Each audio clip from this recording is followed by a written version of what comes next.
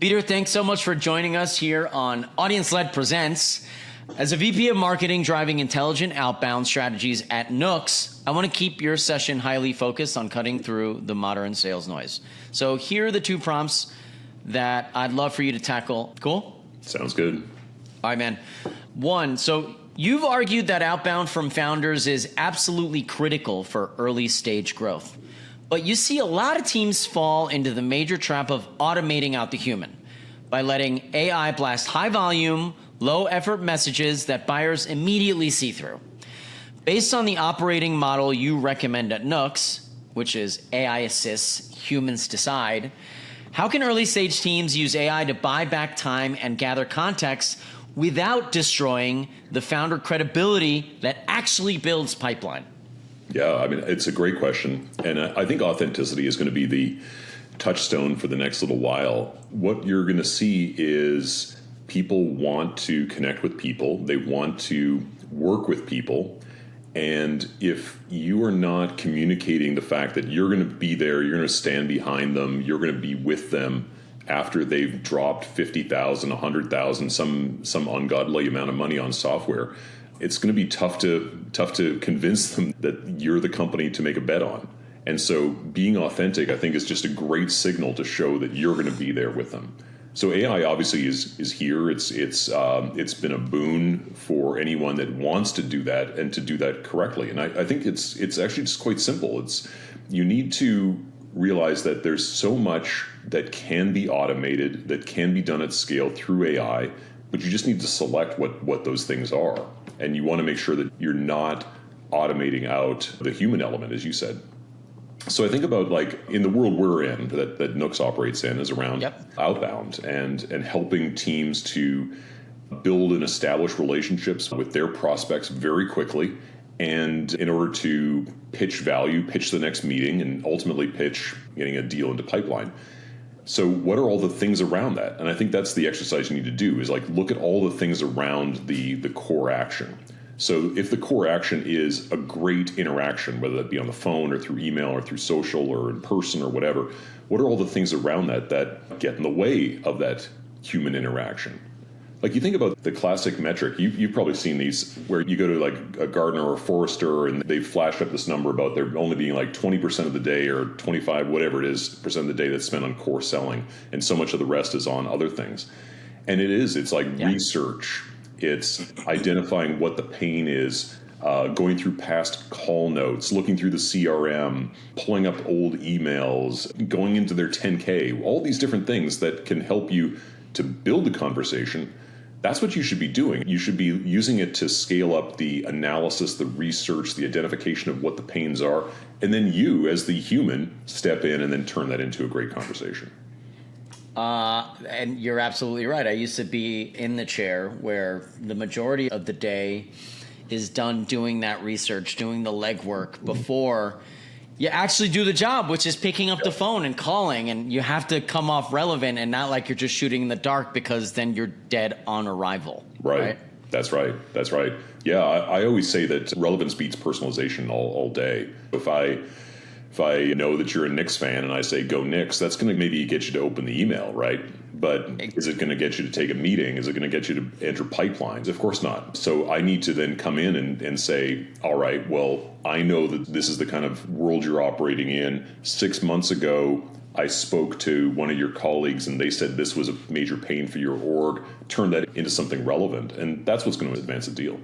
You're calling with a lunch special when you know I'm hungry. Yeah, that's right. That's what it is. Yeah, you're exactly right. Timing matters so much. And I think like that's sort of another thing of where the human comes in is, like, if I'm calling into you, I don't want to waste that shot, right? I got Brian on the phone. I'm not going to risk just pitching anything or pitching generic and like hoping to feel it out in the first 30 seconds. I want to be pitching you with something that matters to you, right? I always think that one of the best approaches we see our customers doing, we ourselves and our own SDR team does, is call in low, call in maybe midway, but typically below the line, and gather some intel. And there's no better way to do that than through really relevant emails, really great phone conversations. What about the calling in low? I'm asking the dumb question. I love asking those. Yeah, Tell me a little bit more about what that means. I might be out of the jargon loop. Yeah, no. Let's say you're a cybersecurity company and you're selling into the chief information security officer. You're gonna get one shot. They pick up the phone that one time. You better be bringing the heat. Well, instead of just going in and saying, "Hey, we sell cybersecurity. You probably care about security because your title, right? Whatever." Instead, I call into the manager of e-commerce security, right? And what are the problems that you're experiencing right now? Coming in with figuring out what they're up to. Then the director of IT, and then someone else. I see. As in low on the. Yeah, because there are three things that catch my attention the most, and that is customers or competitors are saying something, the board is saying something, or my team is saying something. Like those are the big three things that really matter to me.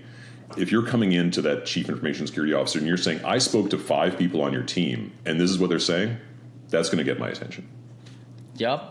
5 people on your team, or I know that the board is looking for this, or I know that your customers are having this pain point around XYZ. Yeah, exactly. Yeah. Those are the 3 things. That's very good, Peter. Thank you so much for sharing that one. We're going to jump into prompt number 2. Yeah. Peter, you recently teamed up with Reach Desk to dive into one of the most frustrating challenges in modern sales. When B2B buyers ghost you. When sales cycles stall and prospects completely drop off the radar after initial interactions, what are the primary root causes behind this B2B ghosting epidemic? And how can marketing and sales alignment change the angle to win back a quiet prospect's attention? Yeah, this is just such a great question because it really gets to the core of B2B marketing. I think ultimately, like, you just need to be in the seat of the person you're reaching out to, and you need to understand what's going on in their world.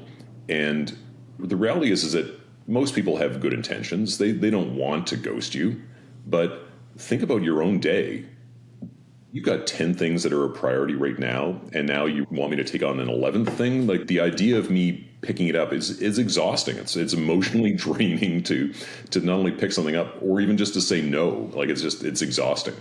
And so it's no wonder that people ghost. So, like, how do you solve that? Well, there's ways that you can force the issue and compel people to take action, or you can apply also a more timing-based approach. So on the timing one, it's like what you had said when we were talking in the first prompt, is looking for signals, whether that's something in the market, maybe it's something they post on LinkedIn, maybe it's a job change, maybe it's hiring, it's some announcement, or maybe more interestingly, it's like from conversations that you've had with other people on their team, all that mountain of data that's internal and first-party data that's not usable by your competitors.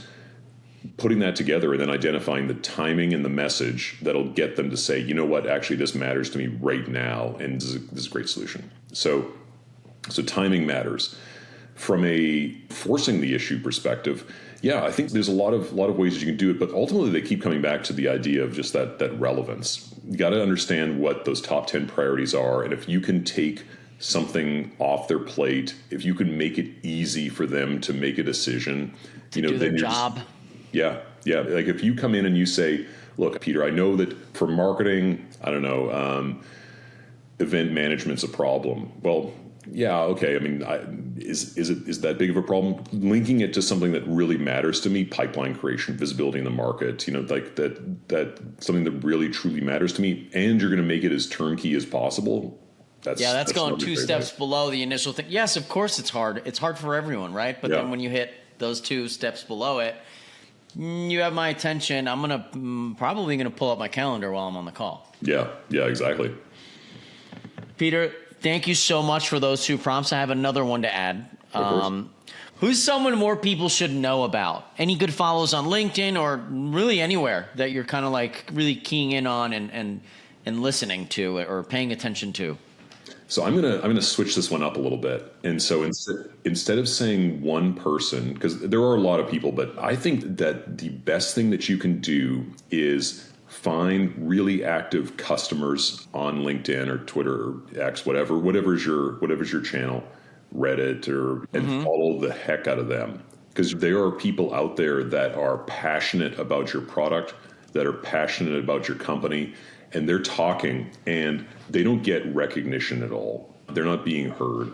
These are people that are tomorrow's influencers, and you want to get in and you want to support them. And that just pays so many dividends, not just dividends in terms of like money or business or whatever. It just pays dividends because it feels great. It feels great to find those people that are champions and to support the heck out of them. You know, like that is great vibes for your own internal team. And, you know, I mean, if they turn into tomorrow's great influencer, awesome. That's awesome. But even if they don't, Peter, it's like maybe they just enjoy being in the background, and the fact that you found them and you're supporting them, and they don't necessarily need the shine. Yeah. That's, I think, just as satisfying. Oh, absolutely. And it's just a great feeling for you too. Like you had an impact on that person because of the product you're selling, the service you're selling. You get to feel like you're doing good out there. So it reflects back on you as well. So the great follows are actually the ones that aren't maybe the ones that you think. You should follow your customers. You should follow your champions that are out there that aren't the official champion in a CRM field. Yeah. You know? Like exactly. Get out there on Reddit, get on Discord. Where do you find them? The final note that I want to make is like, where do you scour on the internet to find these customers? Like, where do you find that is kind of the best spots? I mean, everyone's going to be different. For us, LinkedIn's number one, but for others, it's going to be, maybe it's in person. I've talked to some friends that do healthcare marketing, and for them, it's 100% in person. Well, for this particular company, it's 100% in person. Like they go to these events and schmooze it up. And I was at, a previous company was an e-commerce related payments company. Same idea. It was like we built a community that was specifically focused around a persona that was completely overlooked. It was like a technical person in the e-commerce payment space, and you made them feel seen.